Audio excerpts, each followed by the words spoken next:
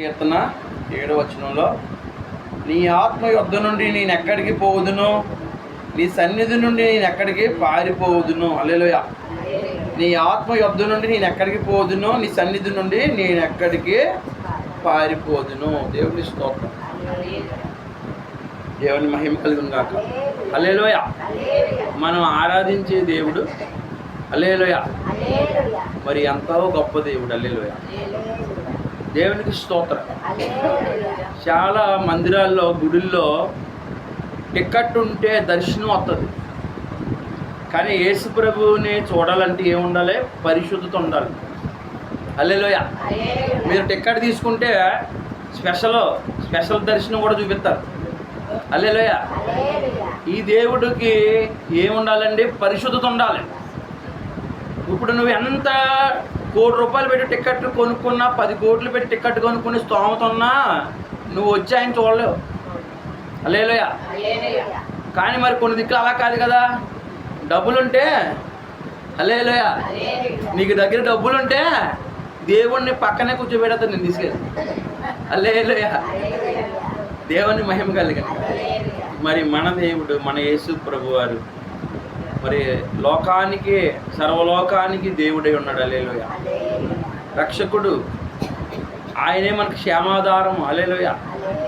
ఆయనకంటే మనకి క్షేమాధారం ఏమీ లేదు. ఆయనే మనల్ని కాపాడేవాడు. కాబట్టి మరి పూర్వం పాత నిబంధనలో యాజకులు అతి పరిశుద్ధ స్థలంలో మందసం దగ్గరికి ఏడాదికి ఒకసారి వెళ్ళేవారంట. హల్లెలూయా.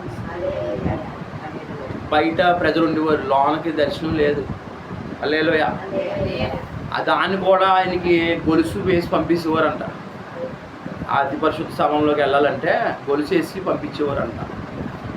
అది కూడా ఒకవేళ ఆయనలో ఏమైనా పొరపాటు ఉంటే ఆయన అక్కడే మండిపోయేవాడు. అక్కడే కాలి బూడిదైపోతే ఏమైనా మిగిలితే చైన్తో లాగేవారంట. అంత నిష్టగా, పరిశుద్ధంగా దేవుడి సన్నిధిలోకి సేవ చేయాలి. హల్లెలూయా. మరి ఈ రోజున మీరు, నేను ఎంత హాయిగా ఆరాధించుకోవాలని యేసుప్రభు సన్నిధికి వచ్చేసాం. ఎలాగ రాగలిగాం? అంత పరిశుద్ధమైన దేవుడి దగ్గరికి యేసుక్రీస్తు రక్తంలో వచ్చేసాం మనం అందరం. హల్లెలూయా. మనం పరిశుద్ధులం కాదు, కానీ మనకి పరిశుద్ధులైన యేసుప్రభు వారు పరిశుద్ధమైనటువంటి రక్తం కార్చాడు. ఆ రక్తం మన మీద ఉంది కాబట్టి మనం ఇలా వచ్చేసి ఆరాధించేస్తున్నాం. కాబట్టి యేసుప్రభు ఆరాధన, యేసుప్రభు మందిరాన్ని మనం సులభంగా చూస్తున్నాం, కానీ అది చాలా విలువైంది. దేవుడి యొక్క వాక్యము, దేవుడి యొక్క మందిరము, దేవుడి యొక్క ఆరాధన చీప్గా దొరకలేదు. హల్లెలూయా. నువ్వు ఎన్ని కోట్లు పెట్టి కొనుక్కున్నా రాని యేసయ్య రక్తం నీకు ఉచితంగా దొరికిన దాని మీద. చాలామందికి ఉచితంగా వస్తే ఏదన్నా సరే ఎలా ఉంటుందంటే చీప్గా కనపడదు. హల్లెలూయా. నువ్వు ఎన్ని కోట్లు ఖర్చు పెట్టినా యేసయ్య దర్శనం నీకు దొరకదు. ఆయన కృప ద్వారా దొరికింది. హల్లెలూయా. దేవుని మహిమ కలిగిన. కాబట్టి దయచేసి ఈ సందర్భంలో మీకు అందరికీ ఒక మాట చెప్పాలి. హల్లెలూయా. కొన్నిసార్లు మనకి అలసట ఎక్కువైపోయో, పనులు ఎక్కువైపోయో, ఒత్తిడి ఎక్కువైపోయో. హల్లెలూయా. మన జీవితంలోని కొంతమంది అనవసరమైన పనులు, అవసరమైన పనులు కూడా కాదు, కొన్ని అనవసరమైన పనులు, కొంచెం ఒత్తిడి. హల్లెలూయా. కొన్ని భారాలు ఏమవుతాయంటే మన మీద పడినప్పుడు మనం ఎలా ఉంటామంటే మనం చెదిరిపోయినట్టుగా ఉంటుంది. హల్లెలూయా. హల్లెలూయా. మనకున్న సారం అంతా పోయినట్టు ఉంటుంది. హల్లెలూయా. కొన్నిసార్లు అనిపిస్తుంది, నేను ఇక్కడ ఎందుకున్నాను, నేను ఎవరో అని కూడా అనిపించేది మనకి. హల్లెలూయా. దేవుని మహిమ కలిగిందిగా. హల్లెలూయా. హల్లెలూయా. కాబట్టి దయచేసి జ్ఞాపకం చేసుకోండి, దేవుడు, మన దేవుడు నీకు పోయిన నీ శక్తి అంతా కూడా సమకూర్చే దేవుడు. ఆయన పోయిన నీకు ఈ యొక్క ఒత్తిడిలో ఉన్న నీ ప్రాణానికి ఆయన ఆదరణ కలిగజేసే దేవుడు. హల్లెలూయా. చూడండి, ఇప్పుడు చినుకులు, మేఘం అంతా కలిసి ఉంటాయి. మేఘాలు చూడండి, ఆకాశంలో అన్నీ ఐక్యంగా కలిసి ఉంటాయి. బలమైన ఉరుములు సౌండ్ చేస్తాయి. అవన్నీ కలిసి ఉన్నప్పుడు అవి ఒక్కసారిగా విడిపోయి ఏమైపోతాయండి? చుక్కలు చుక్కలుగా ఆ ఆకాశం నుంచి రాలిపోయి చెల్లా చెదిరైపోతాయి. హల్లెలూయా. హల్లెలూయా. అప్పటి వరకు వాటిని మేఘాలు అన్న వాళ్ళు అందరూ కూడా చినుకులురా అంటారు. హల్లెలూయా. కానీ ఆ చినుకులన్నీ ఏమవుతాయండి? కొంత సమయానికే అవన్నీ ఒక పెద్ద జలరాశిగా మారిపోయి ఆ చినుకులే, ఆ పట్టించుకోలేని ఆ చిన్న చిన్న చినుకులే ఒక నదిలాగా, ఒక జలమయంగా మారిపోయి ఉధృతంగా ఊర్లు కొట్టిపోయేటువంటి బలమైన శక్తిగా మారిపోతాయి. కాబట్టి మనం ఎప్పుడు బలహీనులము అప్పుడే బలవంతులము. హల్లెలూయా. నేను బలహీనుడిని బాబు అని కొన్నిసార్లు మనం అనుకుంటూ ఉంటాం. హల్లెలూయా. నిజంగా మనం ఎప్పుడు బలహీనలో తెలుసండి, దేవుడు సన్నిధికి ఎప్పుడైతే రాలేదో, ఆయన సన్నిధిలో మనం ఎప్పుడైతే నిలబడలేకపోతున్నామో, ప్రార్థన ఎప్పుడైతే చేయలేకపోతున్నామో, నిజంగా బలహీనులమే. హల్లెలూయా.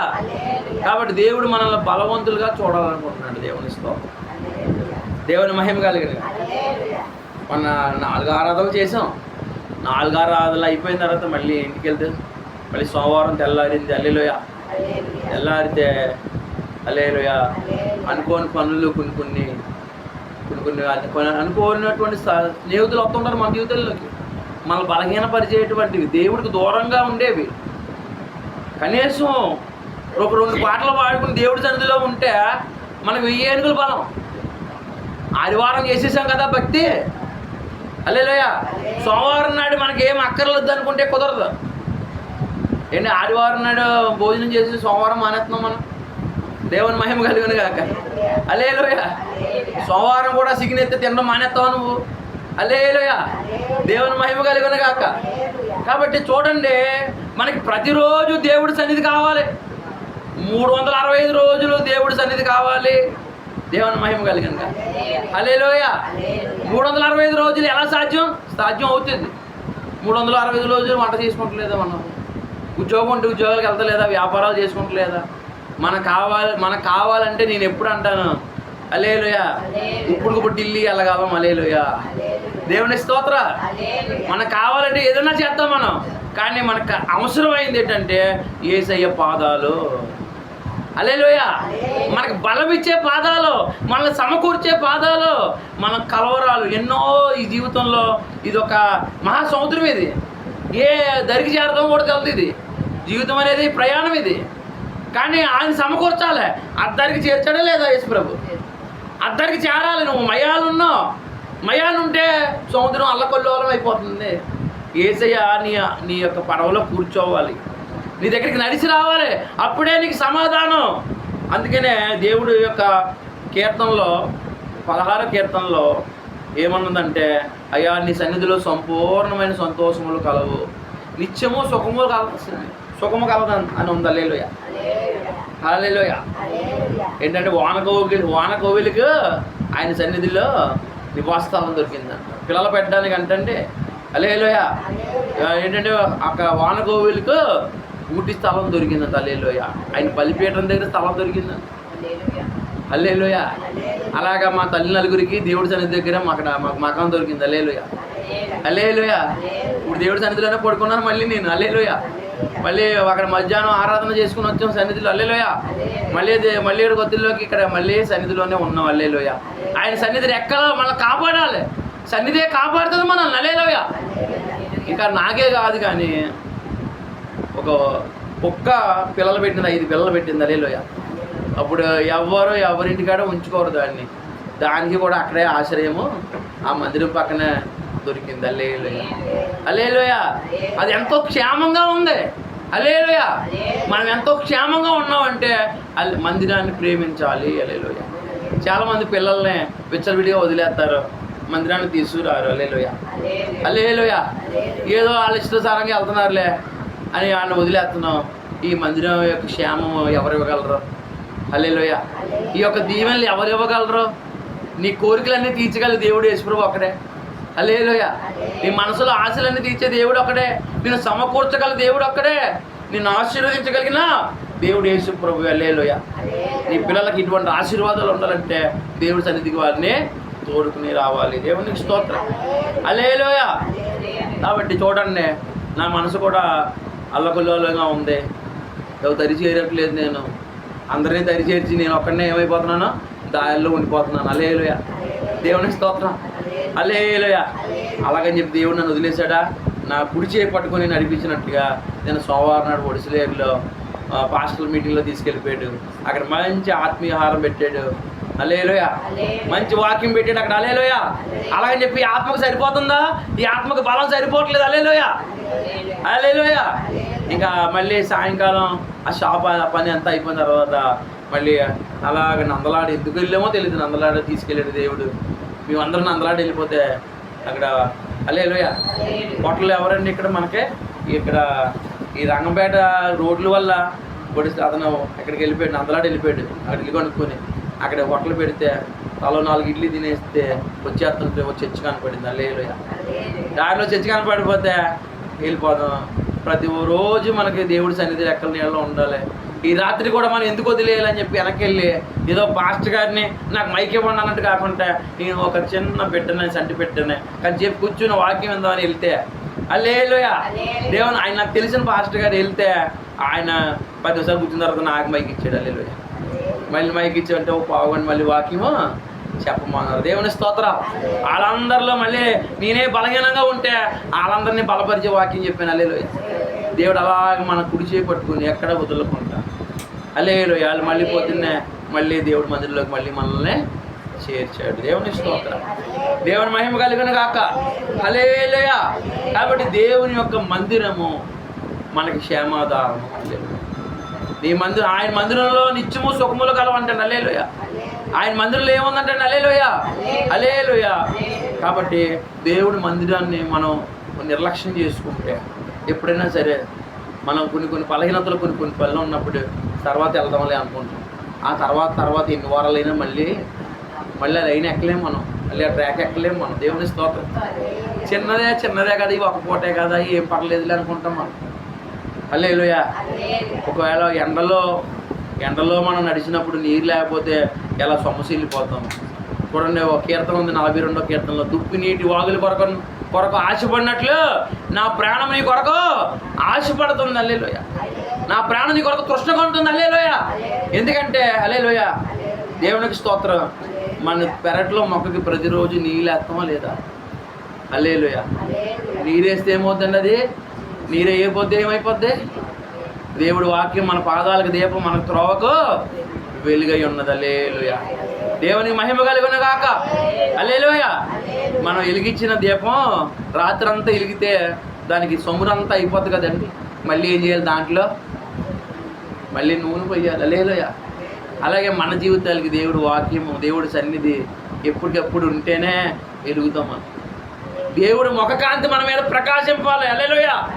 యేసుక్రీస్తు వారి ముఖకాంతి మన మీద, మనం లేచి ఉదయం లేచి మోకరించి ప్రార్థన చేసుకుంటున్నప్పుడు నీ వెలుగు నా మీద ప్రకాశింపజేయ ప్రభువా. నన్ను ఆరిపోకుండా చూడు నాయన, వేసారిపోకుండా. నా గుండెల్లోనే ఒకవేళ మన యొక్క హృదయాలు ఎలా తయారైపోతాయంటే కొన్నిసార్లు తత్తరిల్లిపోతూ ఉంటాయి. హల్లెలూయా. దేవుడి బలం కావాలి. హల్లెలూయా. దేవుడి శక్తి కావాలి. ఆయన మందిరాన్ని, అందుకనే ప్రభు అన్నాడు నా బలాన్ని వెతకండి అన్నాడు, నా సన్నిధిని వెతకండి అంటే. దావీదు అంటాడు హల్లెలూయా నాకు ఒక్కసారి చెప్పు ప్రభు, నేను 2 సార్లు నాకు వినపడింది. బలం ఎవరిది? దేవుడిదే. దేవుడి బలం ఇక్కడ మనం పొందుకోవాలి. కొన్నిసార్లు మనం అనుకుంటున్నాం ఇంటికాడ చేసుకుంటాం కదా అనుకుంటున్నాం. హల్లెలూయా. ఇంటికాడ చేసుకునే దానికి సంఘంలో చేసుకునే దానికి చాలా తేడా ఉంది. దేవుని మహిమ కలిగిన ఇంటికాడ ఈ పాటికి అప్పుడే పడుకుని పోదాం మనం. ఫస్ట్ మోకాళ్ళు వేసి తర్వాత ఆటోమేటిక్గా ఏమవుతామండి, మనం ఈ ప్రార్థన పొజిషన్లోంచి ఇలా వెళ్ళిపోతాం. హల్లెలూయా. ఇంటికాడ చేసుకునే దానికి, దేవుడి సన్నిధిలో చేసుకునే దానికి చాలా ఇది. ఆయన ఆకాశం మీద ఉన్నాడు, మనం భూమి మీద ఉన్నాం. కాబట్టి ఆయన సన్నిధిలో మన ప్రవర్తన సరిగ్గా చూసుకోవాలి. హల్లెలూయా. కాబట్టి దయచేసి జ్ఞాపకం చేసుకోండి. దేవుని మహిమ కలిగిన గాక. ఇగో ఆయన ఆకాశానికి వెళ్తే అక్కడ ఉన్నాడు, భూమి ఏంటంటే అగాధంలోకి వెళ్తే అక్కడ ఉన్నాడు, సముద్రంలో ఏంటంటే సముద్రం లోతులోకి వెళ్తే అక్కడ ఉన్నాడు. ఎక్కడ నీ చెయ్యి నన్ను నడిపిస్తుంది ప్రభువా, నువ్వు నా ముందు వెనకాల ఆవరించి ఉన్నావు ప్రభువా. హల్లెలూయా. మనకే చీకటి అయిపోతుంది అనుకుంటున్నాం కానీ ఆయన చీకటి వెలుగు ఒకటే. మనమే కొంచెం ఆయన దూరం అయితే మనం తట్టుకోలేకపోతున్నాం కానీ ఆయన ఎప్పుడు మన చేయి పట్టుకునే ఉన్నాడు. హల్లెలూయా. ఒక్క క్షణమైన నిన్ను వీడినా నేనేమవుతున్నో తెలియదయ్యా. ఒక్క క్షణమైన నిన్ను వీడినా నేనేమవుతున్నో తెలియదయ్యా. ప్రభు నీ తోడు నీ బ్రతుకుచున్నానయ్యా. హల్లెలూయా. ఒక్క క్షణం కూడా మనం బ్రతకలేము యేసు ప్రభు. మనకు బాగా అర్థమైపోయింది. ఇంకా ఒక గంట సేపు వేరే ఆలోచనలు వచ్చి మన ఆలోచనలో కూడా మన తలంపుల్లో కూడా యేసు ప్రభు లేడు అంటే గుండె ఆగిపోతుంది. హల్లెలూయా. హల్లెలూయా. యేసు ప్రభువుని మర్చిపోయామా, బ్రతకలేము. ఆయన లేకుండా బ్రతకలేము. హల్లెలూయా. నేనుండాలేనయ్యా, నీ బ్రతుకాలేనయ్యా, నేనుండాలేనయ్యా, నీ బ్రతుకాలేనయ్యా, నీవే లేకుండా నేనుండాలేనయ్యా, నీ తోడే లేకుండా నీ బ్రతుకాలేనయ్యా. రాజా నీ సన్నిధిలో నీ ఉంటానయ్యా, మనసారా ఆరాధిస్తూ బ్రతికేస్తానయ్యా. రాజా నీ సన్నిధిలో నీ ఉంటానయ్యా, మనసారా ఆరాధిస్తూ బ్రతికేస్తాను. నీ సన్నిధానములో సంపూర్ణ సంతోషం, ఆరాధించుకునే విలువైన అవకాశం. నీ సన్నిధానములో సంపూర్ణ సంతోషం, ఆరాధించుకునే విలువైన అవకాశం. కోల్పోయినవన్నీ నాకు ఇచ్చుటకును, బాధల నుండి బ్రతికించుటకును, నీవే రాకపోతే నేనేమైపోదును. హల్లెలూయా. ప్రతి క్షణం నీ వద్దకు వచ్చి నిన్ను స్వస్థపరిచేవాడు, నిన్ను లేవనెత్తేవాడు యేసు ప్రభువు. హల్లెలూయా. అందుకనే త్వరగా మనం మందిరాలకు పరిగెట్టుకు రావాలి. హల్లెలూయా. ఆయన బలాన్ని కోరుకోవాలి. మనకి ఆయన ముఖ కాంతి కావాలి. హల్లెలూయా. ఎన్ని సెకండ్లో నడిస్తే పడిపోతాం దేవుడు సాయం లేకుండా. హల్లెలూయా. దేవుని మహిమ కలిగిన కాక. ఒకసారి మనకి ఏమనిపిస్తుంది అంటే, చాలాసార్లు అనుకుంటాం మనం బలంగానే ఉన్నాం కదా, ఈ పూట కొద్దిగా టిఫిన్ చేయకుండా ఏం పర్లేదు అనుకుంటాం. అనుకున్న వాళ్ళు 12 గంటలకు ఏమవుతుందండి, ఇవాళ చాలా స్ట్రాంగ్గా ఉన్నాను ఏం పర్లేదు అంట్లోకి 12 కాళ్ళు చేసి దడదడ కొట్టించుకుంటూ ఉంటాయి. మరి బలంగానే ఉన్నాం కదా, లాంగ్గానే ఉన్నాం కదా, ఒక పూట మానేస్తే ఇలాగ అయిపోతుందే. హల్లెలూయా. నేను చేసిన ప్రార్థన సరిపోయింది కదా, నేను ప్రార్థనకి వెళ్ళాం కదా, ఏం పర్లేదు అనుకుంటే మరి మన ఆత్మీయ జీవితం కూడా ఏమైపోతుందండి. హల్లెలూయా. హల్లెలూయా. కాబట్టి ప్రతి సమయంలో హల్లెలూయా నీకు దేవుడు అవసరం ఉంది. దేవుడు అవసరం లేదు నాకు అనుకోవడానికి లేదు. ప్రతిరోజు ప్రతి క్షణం మనకు దేవుడు అవసరం. హల్లెలూయా. మాట్లాడితే ప్రార్థన చేయి, మాట్లాడితే ప్రార్థన. హల్లెలూయా. హల్లెలూయా. మన భయాలన్నీ పోవాలంటే మనం ప్రార్థన చేయకే సమస్య వెళ్ళిపోతున్నాం. హల్లెలూయా. మన ధైర్యం మన బలం ఎందుకు పోతుందంటే ప్రార్థన లేక. హల్లెలూయా. దేవుడి సన్నిధికి దూరం అయిపోతే మనం బ్రతికినా చచ్చినా ఒకటే. హల్లెలూయా. కాబట్టి క్రైస్తవుడు ఎప్పుడు మందిరం మానడు. అలా మానాలనేటువంటి ఆ తాపత్రయం కలిగి ఉన్నారంటే వాళ్ళు క్రైస్తవులు కాదు. హల్లెలూయా. మరి ప్రార్థన చేసుకుంటాం కొన్ని నిమిషాలు.